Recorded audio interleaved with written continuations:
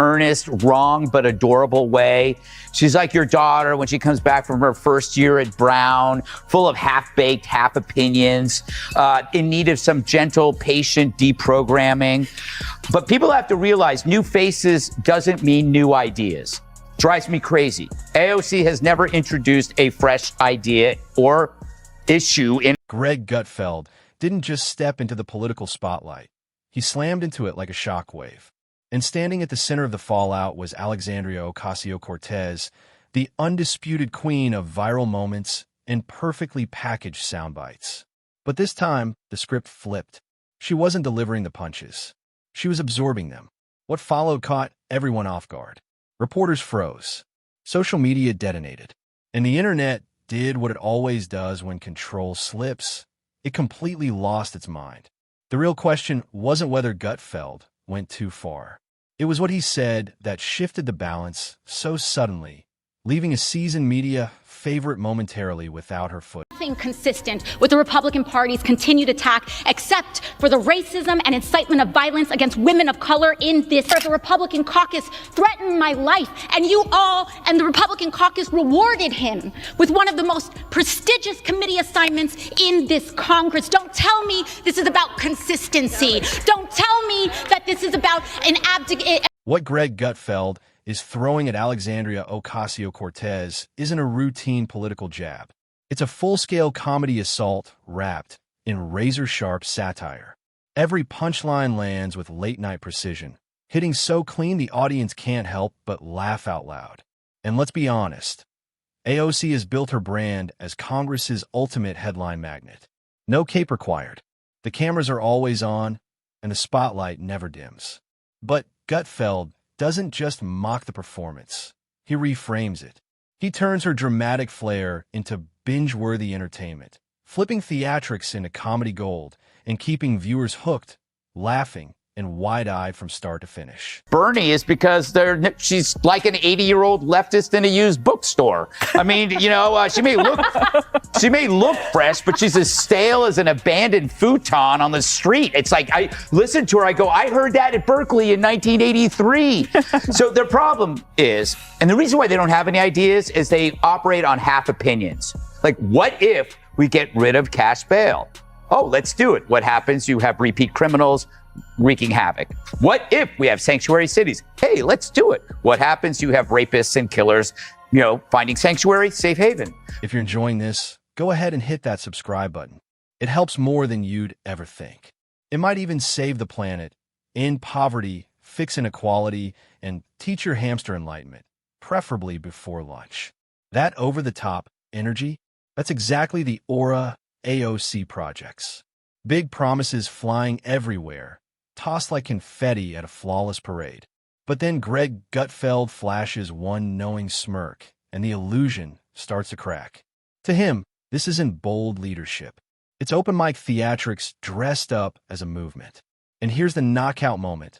Greg doesn't just laugh from the sidelines. He steps straight into the spotlight and drops a brutal mic moment, turning the grand vision into something that looks less like a real plan and more like an improv routine, unraveling faster than anyone. And the reason why they don't have any ideas is they operate on half opinions. Like, what if we get rid of cash bail? Oh, let's do it. What happens? You have repeat criminals wreaking havoc. What if we have sanctuary cities? Hey, let's do it. What happens? You have rapists and killers, finding sanctuary, safe haven. The wildest part is how familiar it all feels. AOC charges in glowing with that self-made hero energy.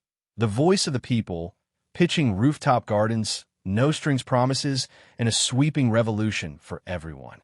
Then Greg Gutfeld shows up.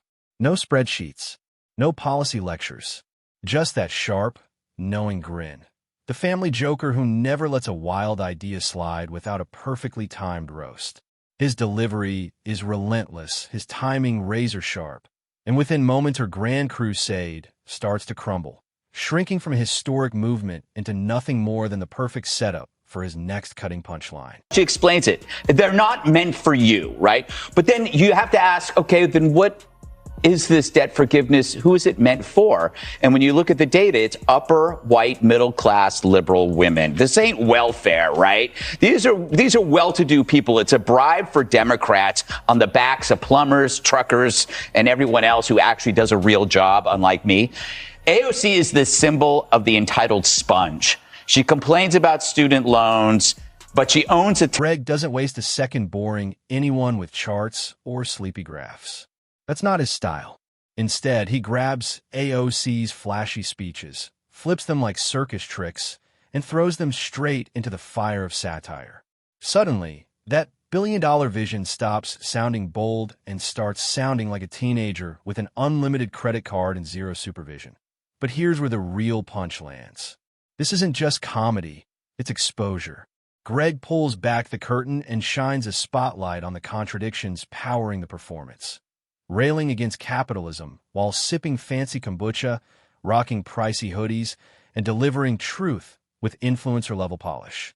He zeroes in on where her biggest victories actually happen, not on the House floor, but online. Because her real stage isn't Congress, it's the glow of live streams, ring light blazing, fans cheering like she's headlining a festival. And when Greg lays it out that clearly, it stings because it echoes what a lot of people have quietly wondered for a long time. Maybe AOC isn't playing lawmaker first.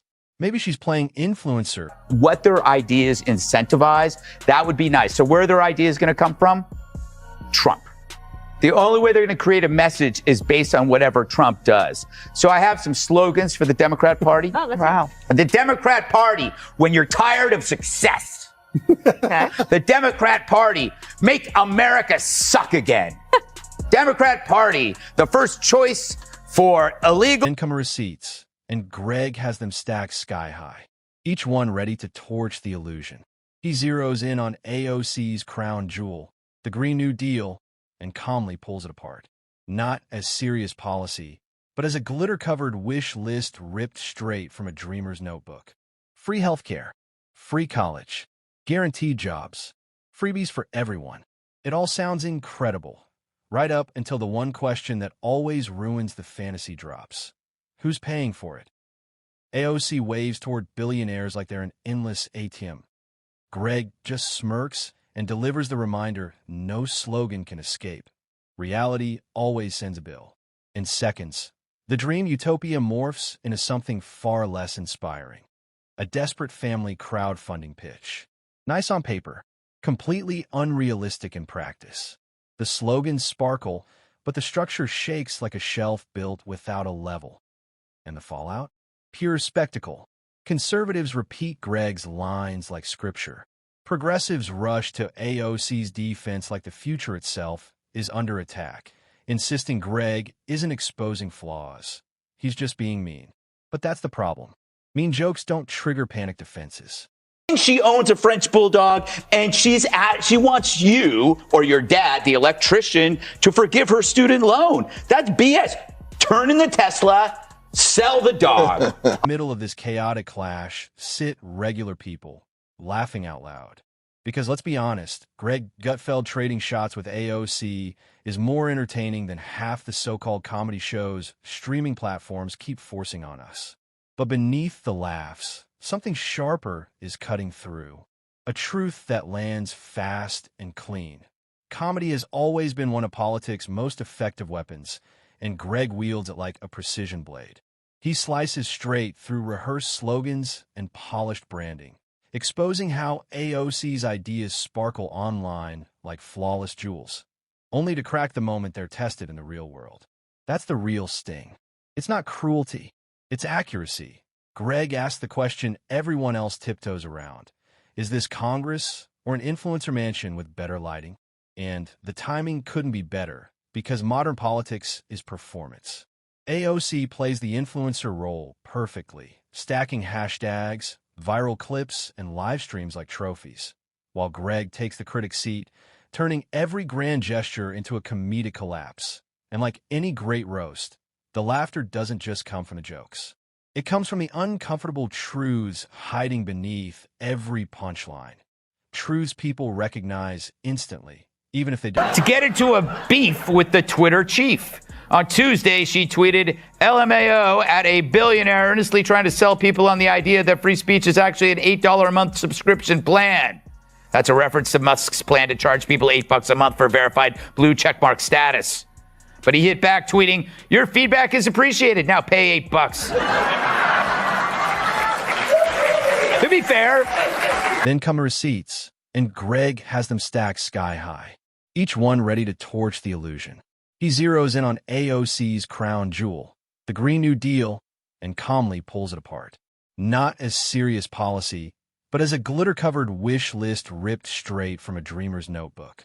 Free healthcare, free college, guaranteed jobs, freebies for everyone. It all sounds incredible, right up until the one question that always ruins the fantasy drops. Who's paying for it? AOC waves toward billionaires like they're an endless ATM. Greg just smirks and delivers the reminder no slogan can escape. Reality always sends a bill. In seconds, the dream utopia morphs into something far less inspiring. A desperate family crowdfunding pitch. Nice on paper, completely unrealistic in practice. The slogans sparkle, but the structure shakes like a shelf built without a level. And the fallout? Pure spectacle. Conservatives repeat Greg's lines like scripture. Progressives rush to AOC's defense like the future itself is under attack, insisting Greg isn't exposing flaws. He's just being mean. But that's the problem. Mean jokes don't trigger panic defenses. Love to spend the $8, but she already bought a Tesla. He also tweeted a photo of some ugly AOC merch she's trying to hawk for $58. Overpriced merch, AOC. Seems pretty capitalistic of you, which according to you makes you evil. And according to anyone paying attention, also, first of all, I mean, $80 per theater. I mean, I made $80 in a theater, and there wasn't even a movie playing. Wow. What do you mean? I don't know. You know, it's no surprise. Who would go see a movie that's the opposite of entertaining? There's nothing entertaining about that. Michael Moore's colonoscopy is more entertaining than that because there's probably more twists. But it does show you how great it is to be a progressive in a liberal biased culture. She really doesn't do her job, right? She makes movies, she goes to galas, she sits for glossy butt-kissing interviews and audience for this outside of like Earth Justice or the Justice Democrats, because who really wanted to go and see this thing? And then tomorrow you'll have an article that we'll have to talk about, which is that kids all over America are having nightmares about climate change. Well, no wonder. Well, Jessica, what about the fact that the climate activists are very much, they're very much enthused. AOC was on 60 Minutes last night. Quite a feat for a newcomer. Must be all her great new ideas. People are going to have to start paying their fair share in taxes. Once you get to like the tippy tops, on your $10 millionth dollar, sometimes you see tax rates as high as 60 or 70%. What an expression.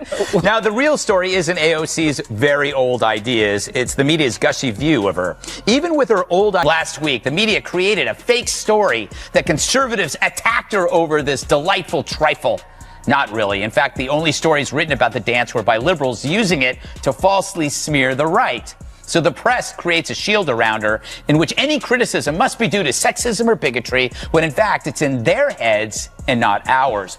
But the strategy works by preventing real criticism about her actual beliefs, which are retreads of horrible ideas from previous centuries. Socialism with a smile, fascism among friends, Venezuela.